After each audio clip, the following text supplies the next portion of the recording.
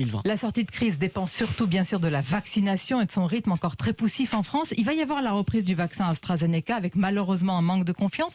Mais combien d'ailleurs nous coûte, puisque vous êtes le maître des chiffres, la vaccination? Est-ce que cela a un coût?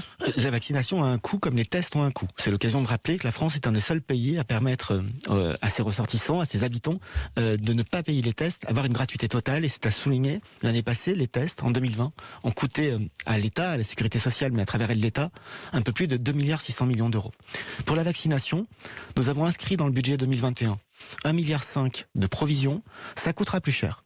Ça coûtera plus cher, mais lorsque nous avons inscrit ce 1,5 milliard... Ça coûtera plus cher parce que vous n'avez pas prévu que tant de gens voulaient se faire vacciner? Non, ça coûtera plus cher parce que lorsque nous avons inscrit cette provision, c'était fin septembre, c'était un moment où nous ne savions même pas à quelle date les vaccins seraient prêts. Nous pensons que ça coûtera entre 3 et 4 milliards d'euros, mais c'est le meilleur des investissements qui soit. Ah oui, c'est le quoi qu'il en coûte vaccinal. Hein. C'est le meilleur investissement pour la santé et pour l'économie et pour la France. Et donc, s'il y a une dépense sur laquelle il ne faut absolument pas mettre de frein, c'est la vaccination. Vaccinons-nous.